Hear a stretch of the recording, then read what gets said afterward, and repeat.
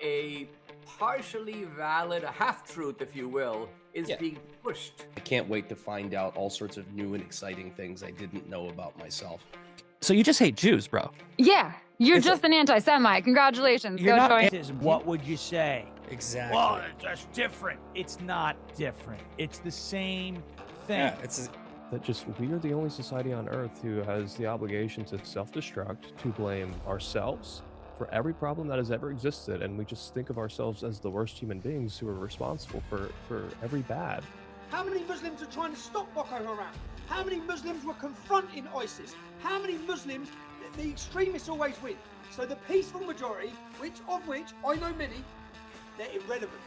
Good morning, Misfits. How are we doing today? All right. So we have a Thursday for you, but we also have a wonderful guest coming up. And I just wanted to jump in really quick because, you know, we're going to be pressed for time.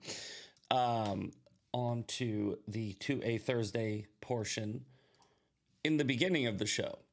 So right here we have what the F is that? What is that? You can see here our wonderful producer Eli puts together these thumbnails, and I don't know if you guys know this. What I do is what we all do is on LFA, we send him the details the night before, and we go, hey, here's a description of what I want the thumbnail to be, and he crushes it. You can see in the top right hand of the screen we got Yuval David coming on, but it looks like I'm holding a space gun, and Trump's in a golden golf cart. I'm going to show you what I mean by this, okay? So if you guys haven't seen this video, right, there's the Secret Service agent with the space-looking gun, and there's a bunch of people that are going, what is that, right? Now, whoever China Plus says, is Trump using a Chinese device to counter drones?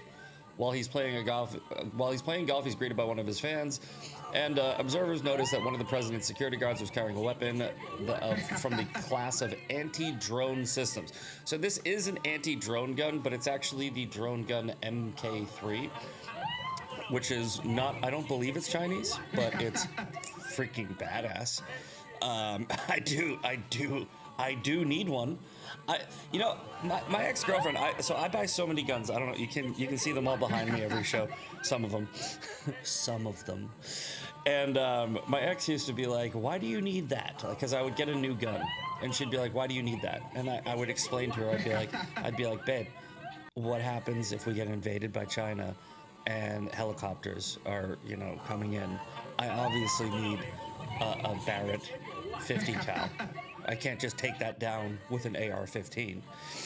And so, I mean, yeah, now I'm going to have to buy one. Now I'm going to have to get a drone gun, MK3. It's just science. It's the way it is.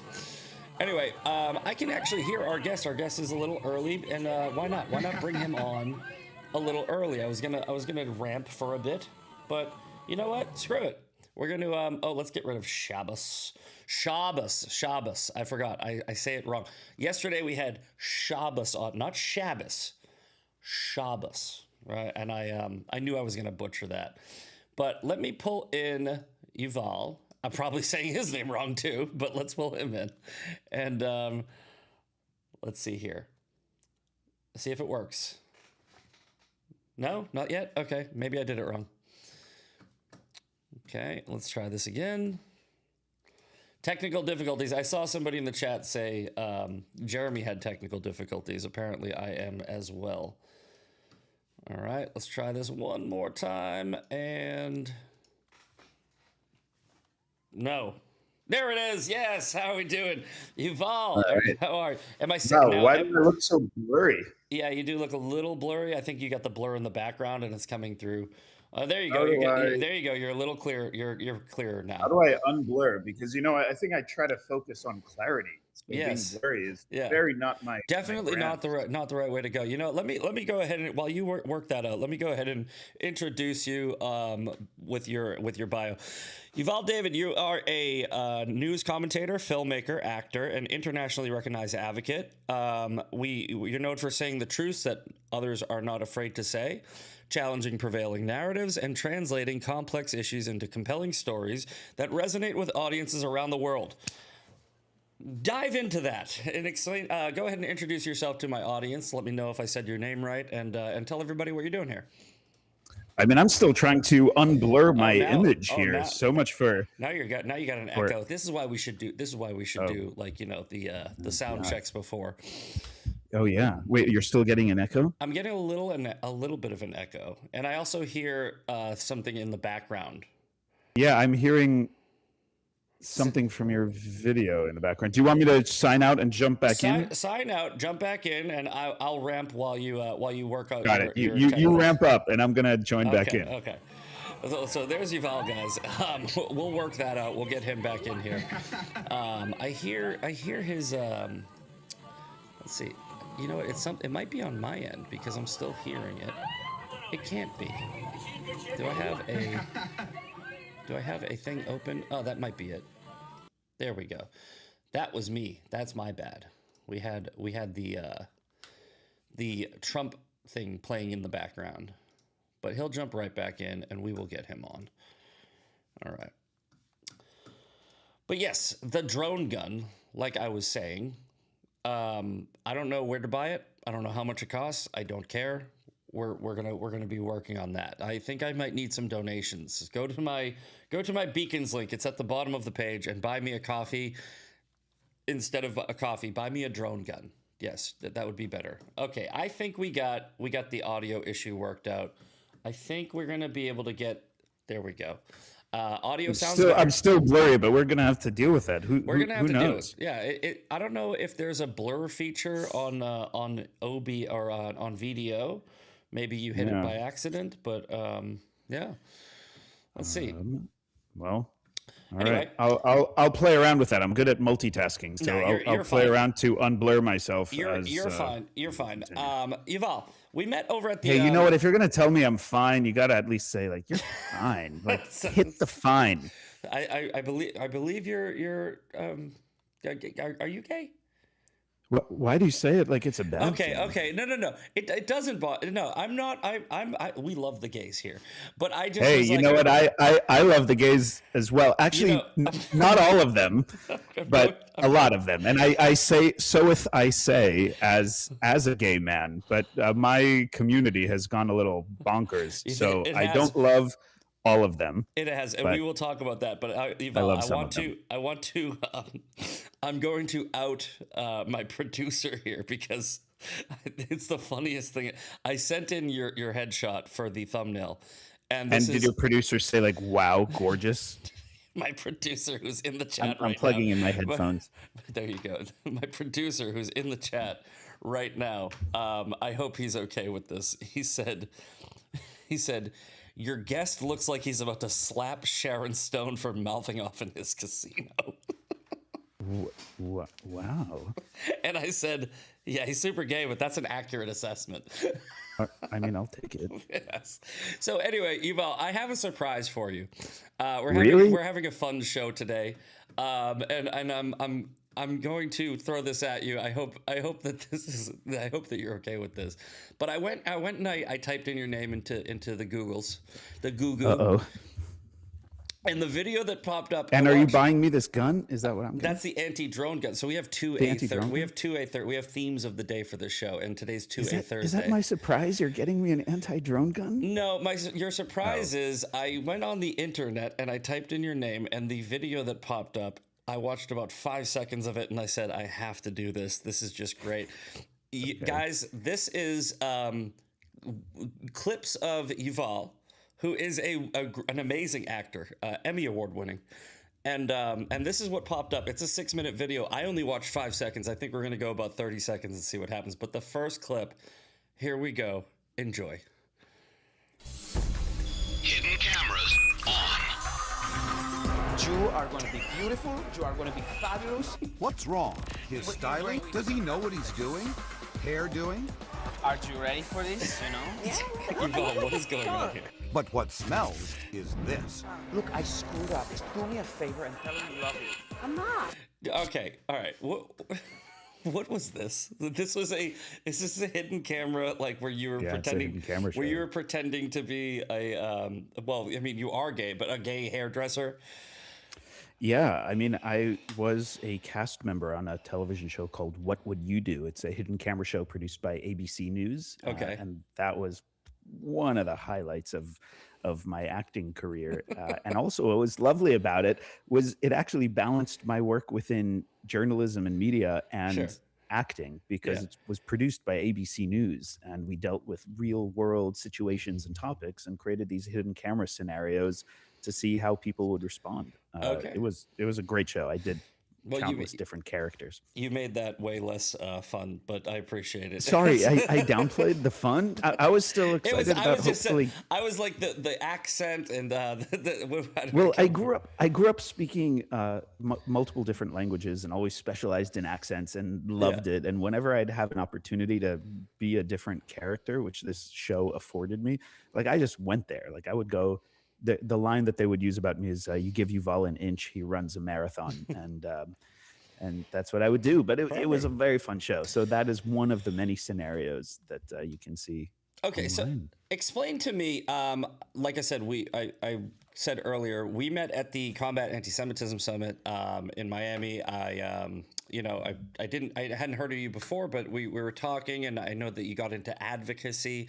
I looked up a little bit about you. Explain what happened. How'd you get into that? Because I mean, you were just an actor before, and now you're an advocate. You're a political commentator, and what happened there? What happened was I was born as an American, and it's my civic duty to do what I can for my country. I'm also a dual citizen love that of answer. the United States. I'm a dual citizen of the United States and Israel, two democracies in which I do have a civic duty to do my part to make my countries as beautiful and wonderful as they can be.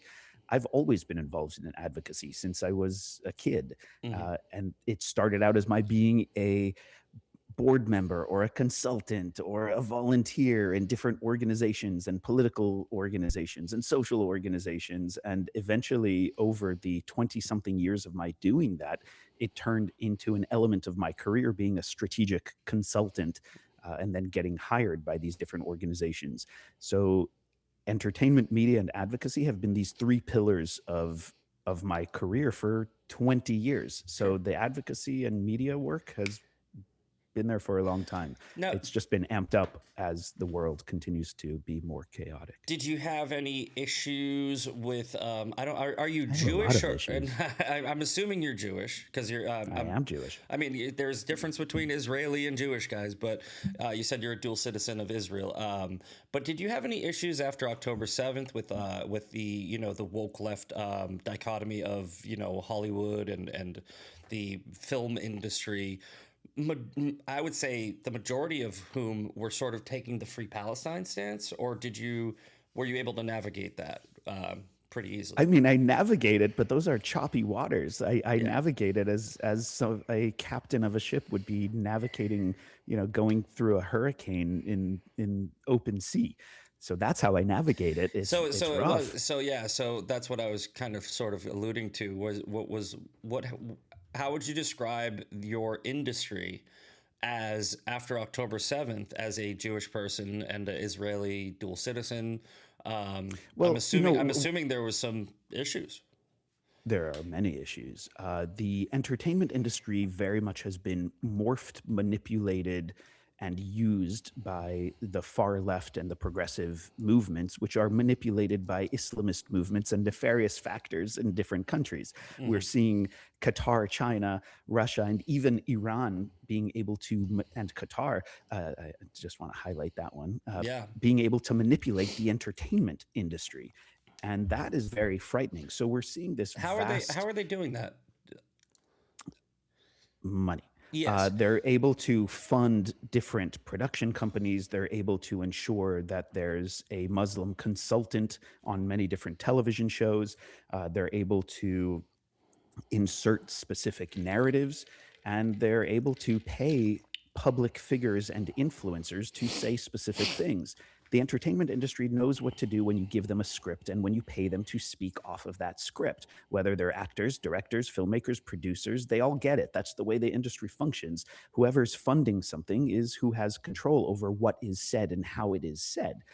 People take direction really well if they want to work and be successful in the industry. So it was a very easy community to manipulate. Now, as an American, born in Washington, D.C., politically active throughout my entire life, I never believed that I need to be partisan towards a specific party. I never believed that I need to be tribalist and only accept everything that is told to me. I should be able to challenge it, to change it, to improve it.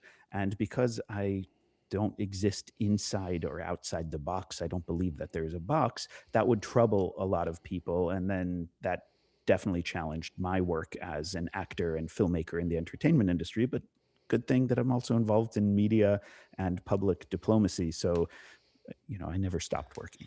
Well, I mean, I don't know if you remember, there was this controversy over the Top Gun remake. Tom Cruise was wearing his old jacket from the original movie, which had Flag of Taiwan, and China was heavily invested in the feature. And they basically were like, you can't wear that because we don't recognize Taiwan as a nation. I think that's kind of what you're saying, where it's like the people who have the money are able to dictate certain things that happen in the industry. And that's just a small example. There's obviously much larger examples that we don't even know about, and you see this in a lot of the Netflix woke, narrative that's being pushed. I remember there was a show, Designated Survivor, which was the first season was amazing, and then they sort of went woke.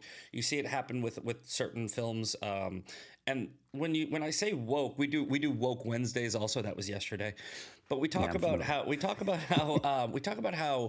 the woke ideology is essentially brain rot, and now it's being sort of pushed on the right, where it was sort of, they had a monopoly on it on the left, where it was film and protesting or what's it called, canceling certain people, and now we see it happening on the right too. But I wanted to sort of go a little bit deeper into the whole what you've maybe went through. Have you had any missed opportunities, or have you had any in the film industry, have you been fired or not been able to? Yes, I have. Yeah, could you explain a little bit more of that? So, especially since October 7th, 2023, when Hamas, Palestinian Islamic Jihad, and Gazan citizens went in and attacked Israel, killing, raping, kidnapping Jews, Christians, Druze, Baha'i, even Muslim Israelis, all different types of people who were targeted. Ever since that attack happened, and even before Israel responded, we already were seeing these protests rising up on October 7th, truly hours after the attack happened. It was very organized. We talked very about organized, it. We talk and about people it, were already criticizing. Yeah, and people were criticizing Israel before the Israeli military even responded. And that already shows a lot in terms of how people treat victims, especially if the victims are Jews or Israelis, because so many people who are anti-Jewish treat Israel as the biggest Jew, even though they somehow ignore the fact that more than 20% of the Israeli population are Arab Muslims. They represent almost a third of leadership positions across the country. They're on the Supreme Court. There's, leadership positions. They have, like you said, over 20% Arab population. I just watched a video this morning of an Arab Muslim walking around the beach in Tel Aviv and saying, just hello to everybody. And they were very welcoming. There's a narrative. I believe Candace Owens was on with Ami Kozak. You know who he is, and she said there's like a Muslim quarter or an Arab quarter, and Ami was like, you understand that's kind of like It's like Chinatown. It's not like they're holding them there in a camp with like bars on the So there's this false narrative that Israelis hate Arabs and Muslims, and I don't think that that's the way it works. I think that they are very wary of terrorists and very wary of radical Islamic jihadists. But Muslims, as are many Arabs as am around I. the world are, as am I. As am I. If I it's like when I'm accused of being Islamophobic. I was like, firstly, that term is ridiculous, and the term has been used since the 60s to manipulate civil rights and social justice movements in order to conflate homophobia and civil rights issues with the plight of Islam, forgetting the fact that, by the way, there are 2.2 billion Muslims in the world. It's not a marginalized minority internationally. But when I'm accused of being Islamophobic, I say, firstly, let's digest and break down what that word is. A phobia is an irrational fear. I don't have an irrational fear of Islam. I am afraid of Islamists and jihadists who aim to spread a global caliphate and spread Islam around the world in violent terrorist means, and Islamists who aim to do so through socio-political means. I am afraid of them because I see what they have done in different parts of the world and what they're doing that has impacted my friends, my family, and even myself. So we got to break that down. But well, I was going to say, to piggyback off of your point, right? I say it all the time. I said, we're not Islamophobic enough if Islamophobia is a real thing. Because, I am afraid of things that I should be afraid of. I mean, I'm afraid of the number one global terrorist threat, the ideology that's responsible for over 66,000 terrorist attacks according to the Global Terrorism Index. I'm afraid of that because I have a good reason to be. I'm not afraid of Arabs. I'm not afraid of Muslims even. I'm just afraid of of waking up tomorrow, turning on my TV and seeing 9/11 Part 2. I think that October 7th reminded us that they still have an ability, Islamists have an ability to create mass casualty events that are just horrific, and it'll shake you to your core. But like you were saying, and by the way, they're doing it every day.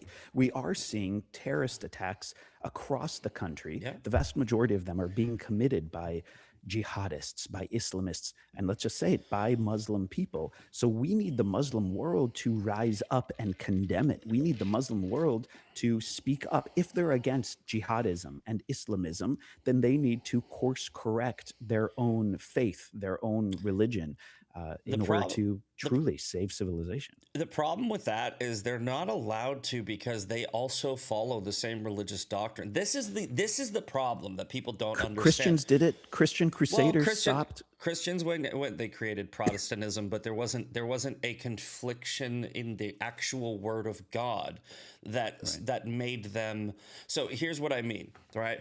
In Islam, in the Quran, these words are in their doctrine, where it's like kill infidels where you find them, and don't turn on your Muslim brothers. I had Tommy Robinson on, and I was talking about this yesterday with Shabbos. The peaceful majority are irrelevant because according to their religious doctrine, they can't turn on their own, even if they don't prescribe to the same ideology, because their ideology is that you don't turn on your Muslim brothers, even if they're being radical. And that's the problem. If there was radicalized Christians, in fact, I don't need to say if. We have Nick Fuentes, we have Candace Owens, we have Joel Weber, whatever the hell his name is. I call them out all the time as a Christian because I believe that they are actually misrepresenting the word of God. The problem with Islamists and Muslims is the radical Islamists, they're actually representing the word that they prescribe to from their holy book to the T. And that's why. Well, that's why it would be great if somehow we would see some sort of reformation within Islam. I would love it, and I think that what they would. Yeah, I think that what they would need to do is branch off and create a separate religion for the non-radicals, where they reject their own religious doctrine, so it wouldn't even be Islam. It would be something completely different. And I've said that would be great, but I don't see it happening. And like you said, there's 2 billion Muslims. if 10% of them are radicalized, 10%, we have 200 million terrorists. I think it's more than 10%. That's too many. And that's why there is no such thing as Islamophobia. It is a completely rational fear to say there are 200 million radicalized Islamists in the world, and we should be afraid of that. Yeah, I mean, you know, statistics show, many statistics show, I should say, that about 1/5 of Muslims around the world are jihadists and Islamists. That's a huge amount of that would be people when you consider 20%. that there are 2.2, billion Muslims in the world. That's a lot of people. So, to go back to your question before, you were asking how things impacted me within the entertainment industry. There's a reason that I'm so active in politics and in media, not just because it's my mission. I'm driven to do it. And as we addressed, it's my civic duty. Yeah, I had contracts that were canceled. I had people who said that I'm too political, that even though I would speak about Republican issues and Democrat issues and LGBT issues and all kinds of different issues before, because I always did. But after October 7th, it gave people a right within the entertainment industry where they felt justified to say that now I am too political, because as an accusation has been following me, which started from a communications director within the LGBTQ movement, accusing me of being obviously Zionist and openly Jewish. That's like my saying you're obviously wearing a hat and you have a beard. Like you're supposed to hide that, man. You're supposed to hide it. I mean, yeah, and that's exactly what it says. And the fact that I was getting calls from people saying, "Oh my God, Yuval, how do you feel? We heard about the accusation." And that said a lot about the people who were calling me as if that was an accusation. That's like telling somebody they're American. How is that an accusation and something negative? So we started to see this spreading. And when it spreads in the entertainment and culture communities, that's a really bad sign of the rot within a society spreading. Because when our storytellers who define our society are spreading specific agendas, that's something we all need to combat. And that means that our political world is failing, and it very much is. And that's why, I'm glad there are people like you who speak up and speak out, embracing the challenge. Because you know what, honey, life isn't always easy. You're not wrapped in cotton or bubble wrap, and it's not all unicorns and rainbows. Like, life is really challenging, and you embrace the challenge and you keep moving forward. So I think too many people just have gone to the dark side. Well, speaking of politics and tribalism, I know that the gay community is probably more left, right? Were you on the left and then you became a Republican after October 7th, or are you more like Xavier Deschambault, where he was like I think he was also a leftist. But either way, what would you? Where were your politics originally? Have you always been sort of Republican or conservative or right-leaning?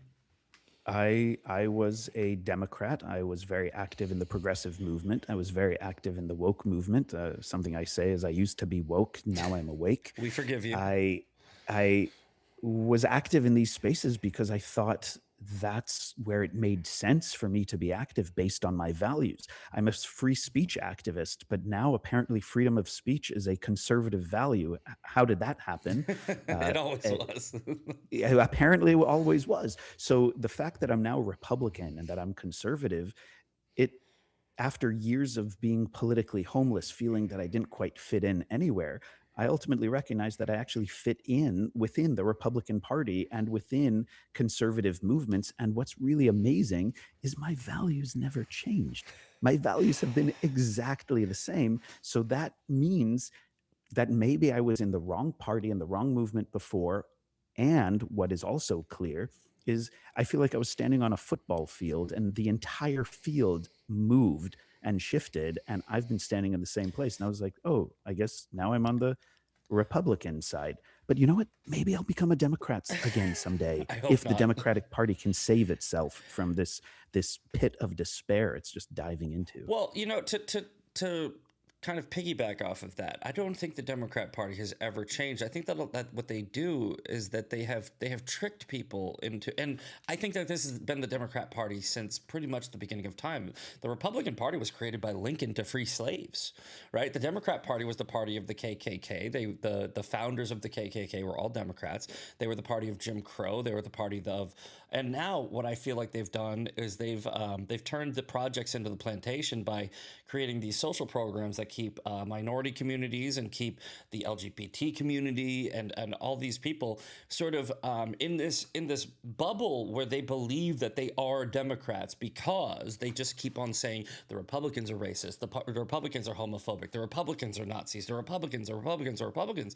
And what you're seeing now, and I think that you might be able to recognize this, is you're seeing a lot of people who are just running off of projection where they say, like, for instance, let's take the Epstein files. You know, the Democrats are like, yeah, the Republicans and Donald Trump are protecting pedophiles. And it's like, wait a minute. Why didn't the Obama administration release the like, Epstein wait a files? minute, Why didn't the Biden administration release the Epstein files? Exactly. Why didn't the Clinton administration release Donald Epstein Trump, files? Donald Trump arrested Jeffrey Epstein. Donald Trump released the files. Donald Trump has been as transparent as anybody else.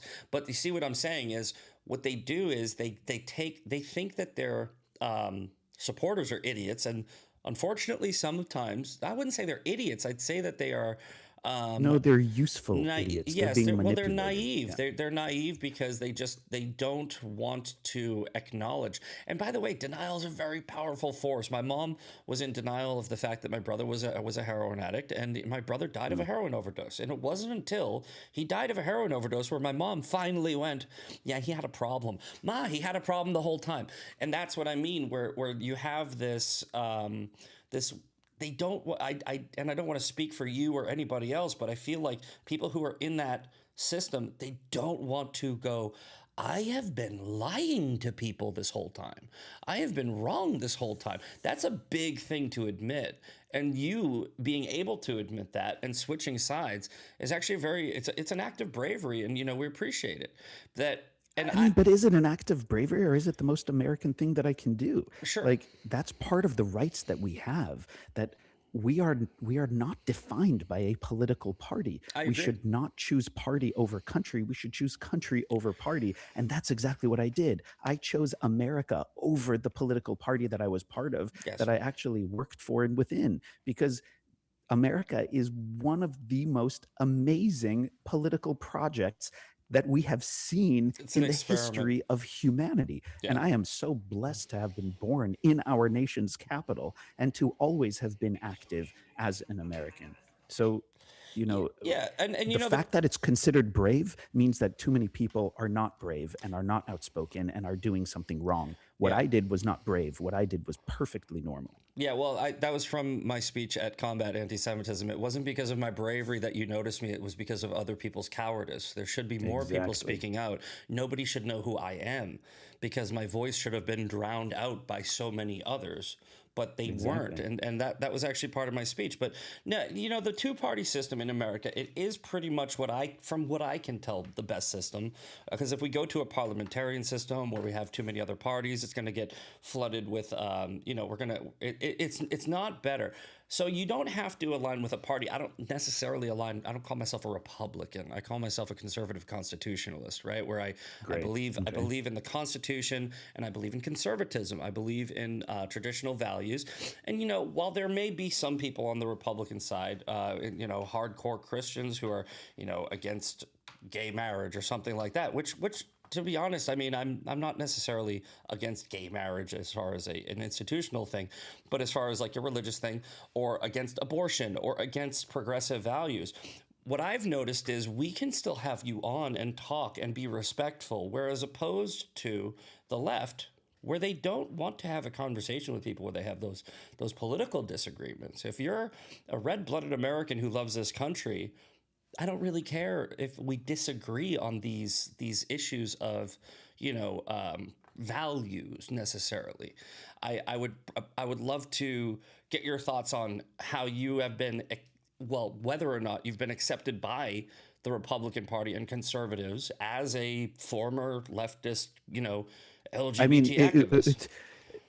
they're actually excited by it because they see the impact and the work that I do as a proud American and as somebody who focuses on impact and doing things not just for the betterment of myself, my family, my friends, and the communities that I'm part of, but for the nation as a whole. Because if there's one community that's being mistreated, then all of our citizens are being mistreated. E pluribus unum. That's such an amazing statement that defines who we are. So, I mean, I haven't been shunned by conservative people. And you know what? If there are things that they disagree with me on, guess what? We're still meeting for coffee and having a beer together and talking about all kinds of things and sitting at the table. Because here's one of the things that I have always believed in. Everybody has a seat at the table. But I've had to define it over these last few years. Even further, everybody has a seat at the table unless you're trying to kill somebody else at the table, erase somebody else at the table, censor somebody else at the table, or silence somebody else at the table. If you're trying to kill, erase, or silence somebody else at the table, guess what? You're not invited to this table. And that's what we need to be able to say here in America. Yes, come sit at the table, but respect that there are all kinds of other different people who make this table interesting. And to quote Barney Frank, one of our great politicians who was an LGBT activist, like one of the most prominent ones in the United States, and a Democrat who himself has hinted that and rest his soul, he passed away, that if he was active today, maybe he wouldn't be a Democrat. But he had a line saying, if you're not at the table, you're on the menu. And that's something that's very important for us to acknowledge. We have to be at the table. And if we're being excluded from the table, which is also happening now within the progressive left, they're excluding people from the table because they don't want to have the uncomfortable conversations. Well, we're on their menu. And we need to acknowledge that and take some action about it. Yeah, speaking of uncomfortable conversations, I'm going to call out some people in my chat right now because there's look, guys. First of all, I'm not going to apologize to any of you for anything. If this chat has any disagreements with me, you're free to go. I don't need you here. But God says in His Word, Bible says if you're okay with saying it's okay to be gay, drunkard, etc., you're just as guilty as the person doing it. Zach says he's okay with gays being married. He's just as guilty. I first of all, religiously, I do believe that a marriage is between a man and a woman. But if we are living in a constitutional republic that creates laws based on the majority of people who have gotten together and said that we are okay with two men having a piece of paper that says that they can be married, I'm okay with it, based on my constitutional conservative values. Secondly, if you guys are in here thinking that I am one of those people who has a problem with gay people, get the fuck out of my show. Get out of here. Probably wouldn't be on your show. Yes, if you had a problem with gay people. No. And look, this is it's actually bothering me because it's a regular. It's somebody that has always been like rah rah sis boom ba. I want to apologize to all of you if I have misled you down a path where I am an intolerant person. Get the fuck out of my show. I'm sorry for the language. We're not doing a naughty button. Don't come back. Fuck you. I don't play this bullshit where you guys get to say Zach is having a gay person on here, so we're going to now start chastising him. No, my show. Screw. Continue. Bullshit. Yeah, but here, that's the thing. People hold any public figure to a different standard, and it's as if they forget all of the past, all of the things that somebody might have done in the past and currently. And there's one thing that they'll say, well, now let us define who you are. And I always say, well, look at the track record. There are so many times that I will post something online or something that I say on the news, because as a news commentator, I'm on multiple times throughout the week on major news platforms, and people try to break apart what I'm saying to define me. And I'm like, sure, have the conversation about it, but don't tell me who I am. Listen to the words that I've used throughout the course of my life. So I hear what you're saying, and people try to manipulate that. And it's important for us to regularly say, hey, this is my positionality. This is who I am. This is what I believe. These are my values. If you're feeling confused, or if you're trying to morph the narrative and lie about me, then we need to be able to say what you just did right now. And it's unfortunate that you have to keep repeating it. One of the problems that I have with my side, let's say, is, you have people like Matt Walsh who are like, we should align with people that are, a little bit more extreme because we need votes. I put my principles and my values over my party, over winning. Because what's the point of winning if you lose who you are, right? Like, I mean, if we are going to, let's say, align with like a Nick Fuentes type because he has a movement, right? It's like, okay, but his movement is a bunch of, I call them trans Nazis, right? Because let me explain. I call them trans Nazis because they're not really Nazis. They're not even, a lot of them aren't even really anti-Semitic. Also, a part of my speech was, does it really matter if these people actually hate Jews or if they are just cosplaying for clicks? A lot of the people, like a Nick Fuentes, they go, I have a Jewish friend. I actually don't hate Jews. I don't think he actually does hate Jews. I think he wears Nazi as a costume so that he can get clicks and generate a movement. He's an influencer. Yes. He's an influencer. And he's a celebrity driven person, which basically means that he's a whore, he's a prostitute. Wherever the money is coming is what he's going to do. We see the same thing with Candace Owens and Tucker Carlson. Tucker Carlson is doing whatever he can do in order to generate those clicks, as you just said. So we need to stop looking at these influencers as if they are vetted historians. People with integrity. Yeah, well, they're not people with integrity. Journalistic standards is kind of an oxymoron these days, right? Because the mainstream media doesn't have them.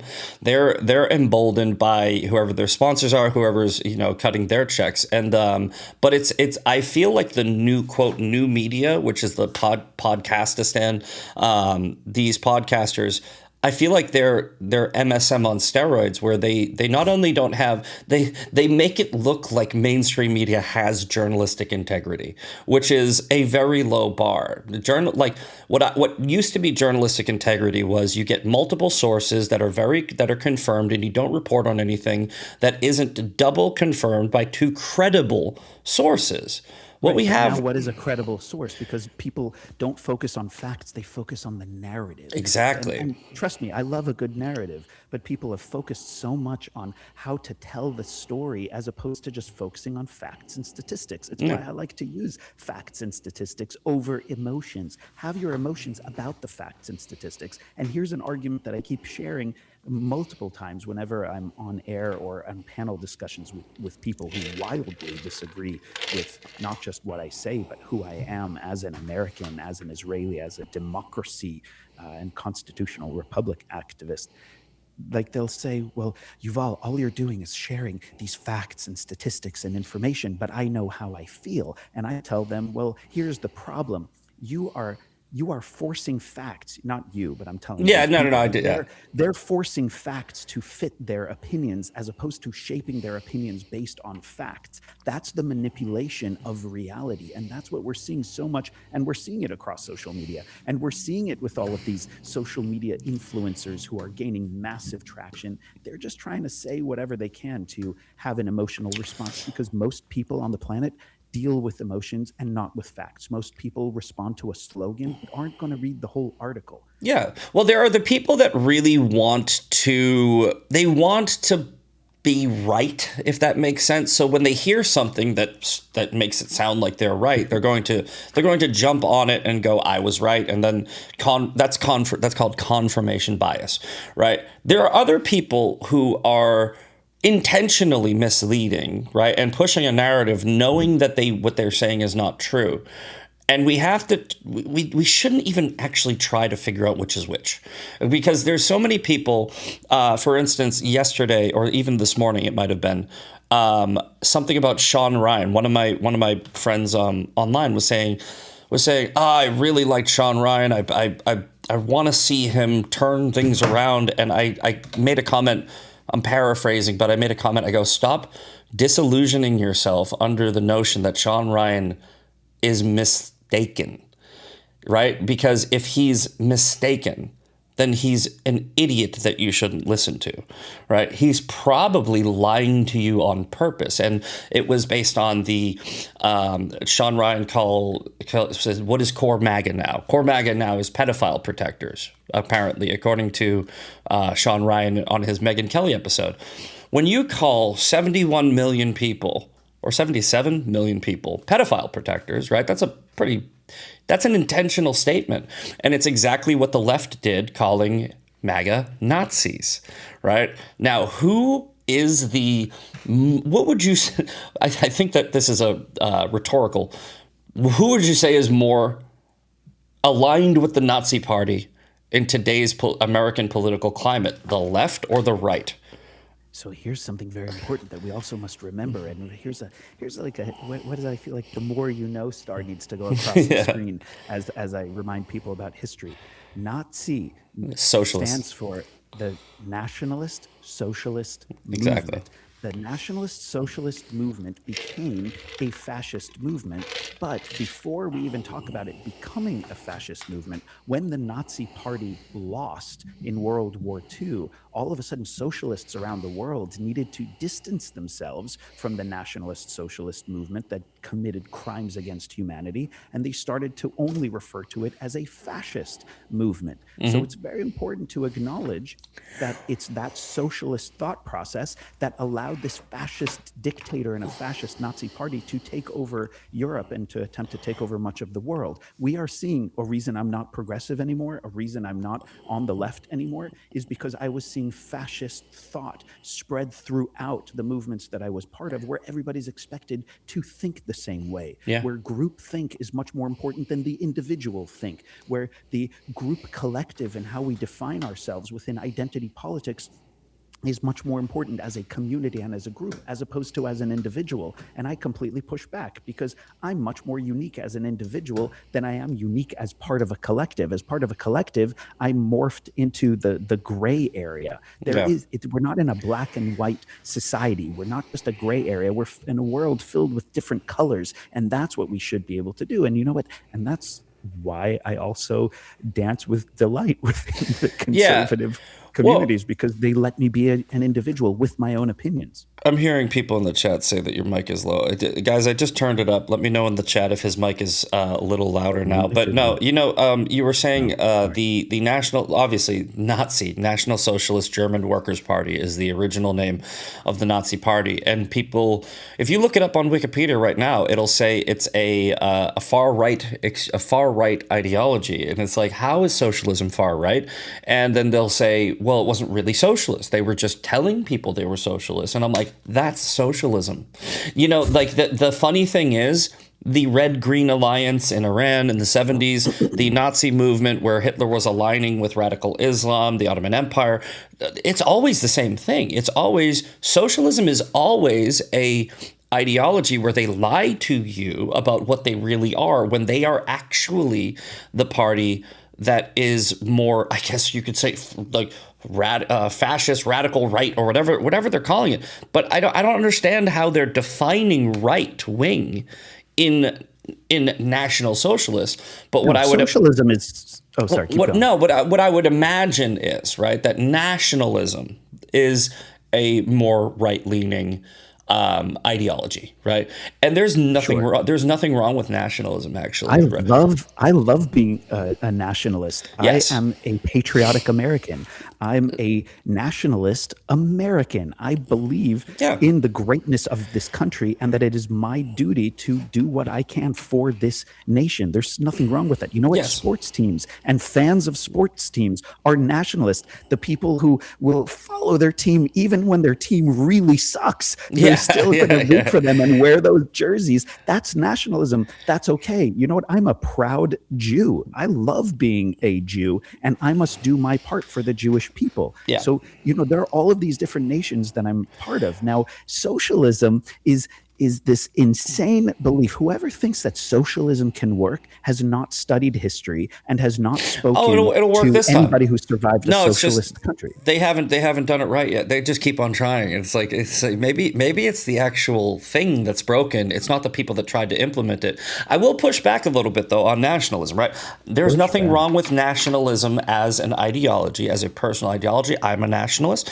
Nationalism as a policy though, it often leads to authoritarianism, which is why National Socialism as a implemented governmental policy is actually bad, right? And nationalism even as a governmental policy, I would say, is bad. I think that there's a difference between patriotism and nationalism. Nationalism is defined as prioritizing one's country above all others, often at the expense of other nations. That's the technical definition of nationalism, right? Which means it's more of an isolationist policy. It's more of a screw you policy. We don't want to work with other nations. Patriotism, however, is defined as love for one's country and the vehement defense of one's country and its interests.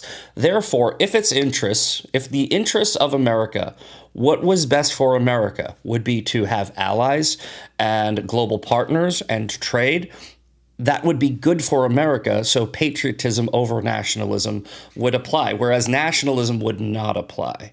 And Okay, that's can I that's push the main back difference. on your pushing back? Because Sure, yeah. I mean, I love. By the way, I love when somebody pushes back against what I say because it challenges what I say and it makes me have to think deeper. And maybe you'll change my mind. Maybe I'll change yours. That's one of the joys of being on your show and also being an American. So patriotism, yes, is about like the love of one's country. Nationalism is the belief that your nation, as you just said, should be prioritized and all the things that you just said. So, in the healthiest way of looking at it, patriotism says, I love my country. Nationalism says, I want my country to succeed. At its worst, patriotism can also mean blind loyalty, and nationalism can become this exclusionary or aggressive movement, but that's not necessarily the fact. Sure. Patriotism might be loving your country. Nationalism is putting your country first. Neither one, let me just say, because words matter, neither one requires hating anybody else. There's a difference between nationalism and supremacy. I agree. And maybe I wasn't clear enough. Like I said, nationalism as an ideology is perfectly fine. I just meant as a governmental policy, where when you have a nationalist government, it is more often than not authoritarian leaning, right? Nationalist policy versus nationalist ideology is what is kind of the differentiation. And I would say if you're going to say I'm a nationalist, it would be more fitting to say you're a patriot, which is why, like I said, words do matter. And nationalist policy historically, USSR was a nationalist. Hitler was a nationalist. There's even the French under Napoleon, nationalist, and often nationalist governments have led to authoritarianism, which is why, again, what I was really trying to say is National Socialist. It's basically marrying right-leaning radical ideology and left-leaning radical ideology, but they're both what we're seeing happening today. It's horseshoe theory essentially. Yeah. And what happens is what people do is they ignore the socialist and they hyperfixate on nationalists, which is why I was saying I think that's why people try to describe the Nazi Party as a far-right ideology when it's not far-right or far-left. It's Nazi.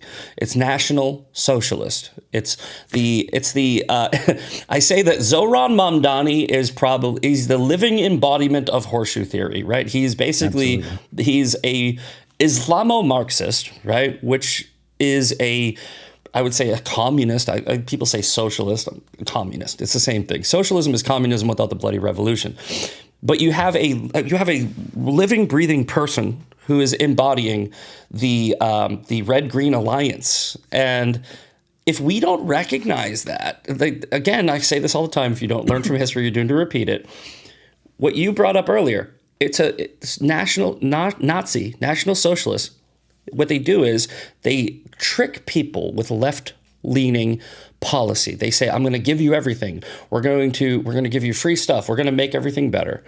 And then they mix that in with nationalism or patriotism. And you look at Hassan Piker, who's just banned from entering the UK, and he tweets out, he goes, "I can't believe the UK government would ban me." And I go, "What? This is what you wanted. This is exactly what you wanted. It's also good for clicks for him. So, but I mean, if you think about it, right? These people who are arguing for policies that restrict their political opponents and shut down their speech, when applied to them, they put their hands up and they go, "Don't shoot, I'm on your side." And it's like, those are the famous last words of the French revolutionaries.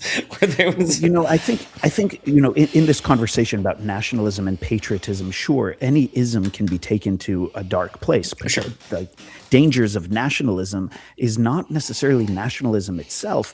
The danger is when the nationalism becomes absolute or becomes absolutism. Yeah. When nationalism becomes untethered from democratic values, from individual rights and universal human dignity, it drifts towards xenophobia and scapegoating others, which is what we're already seeing in the United States. And I Sure. can say that as a Jewish American, where people are condemning Jews for anything that is bad, let's blame one group for it instead of looking at our entire society. No, absolutely. Defining And citizenship by ethnicity, or by whatever brings us together, as opposed to a shared value. Sure. And that's when nationalism becomes unpatriotic, or suppressing dissent as unpatriotic. I agree. That is something very scary. And we are seeing that. And we're seeing that within our own political parties. That's why the far right is also just as dangerous. If they're saying, if you don't agree with everything that we say, then you are unpatriotic, you are evil, you are wrong. It's probably like what you're responding to in the chats, that if you dare have a multifaceted opinion. That person did apologize, by the way. They said, "I didn't mean to upset you. I'm just as guilty with sin. We are in agreement. Someone sinning with someone sinning. We're just as guilty." Look, I forgive you, man. And I just get. We only got 3 minutes left, and I think I took us down a little rabbit hole, which whatever.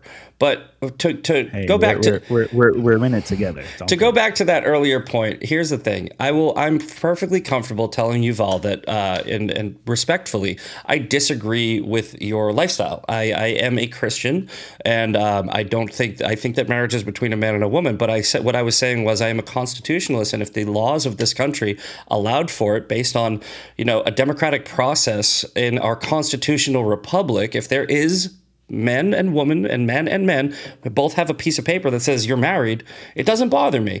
And I don't care that I disagree with his lifestyle, and I don't think he should care. He probably disagrees with my lifestyle. There are people that have it doesn't. I'm just saying, I think that certain Christians, they really hyperfixate on that part of the Bible where it's against homosexuality. Bro, they talk about lying way more, and there's so many people that have absolutely no problem with the fact that their best friend is cheating on their wife, or they have a pathological lying problem. I'm just saying. So here's my response. We gotta go. We got 1 minute left. It's a live show, so we're gonna kick it off to our next guest. So I didn't mean to cut you off. We'll have to have you back on because this conversation went really well and we flowed really well. But Yuval, tell everybody where they can find you, what you got coming up, what you got going on, and let's send everybody out on a high note. And I forgive you in the chat, and I'm sorry if I got a little pissy, but hey, it's okay to get heated. That's the right that we have within a society like we have. You don't have to agree with my life to respect my rights. The Constitution doesn't require your that's approval. Exactly it right. requires equal protection. And one of the things I love most about America is that neither of us has to surrender our beliefs. I will defend your right to practice your faith, and I ask that you defend my right to live my life, which is what you do. So that's what freedom is all about. Yes, hate the sin, not the sinner. Go ahead. Where can we find you? Absolutely. Yuval David, YUVALDAVID, all over social media. Please follow, share whatever you wish to share, and comment. I get all kinds of unique comments. In terms of what I do, I work as a fellow at the Middle East Forum. I advise 40 different governmental and non-governmental agencies in the United States primarily, but also internationally, including Israel. I'm on air as a news commentator, and I publish my articles every week. So beautiful. I'm doing what I do within the media and political space. Awesome. All right, Yuval, thank you so much for coming on. Guys, Sean Farish is coming up next. Enjoy Ungoverned. We will see you tomorrow for Fan Mail Friday. And thank you so much, Yuval, for coming on. This was great. Appreciate you. My pleasure. All right, have a good one. Appreciate you. All right, bye. A partially valid, a half-truth, if you will, is being pushed. I can't wait to find out all sorts of new and exciting things I didn't know about myself. So you just hate Jews, bro. Yeah, you're just an anti-Semite. Congratulations. You're Go not join- What would you say? Exactly. Well, that's different. It's not different. It's the same thing. Yeah, it's That just we are the only society on Earth who has the obligation to self-destruct, to blame ourselves for every problem that has ever existed, and we just think of ourselves as the worst human beings who are responsible for every bad. How many Muslims are trying to stop Boko Haram? How many Muslims were confronting ISIS? How many Muslims, the extremists always win. So the peaceful majority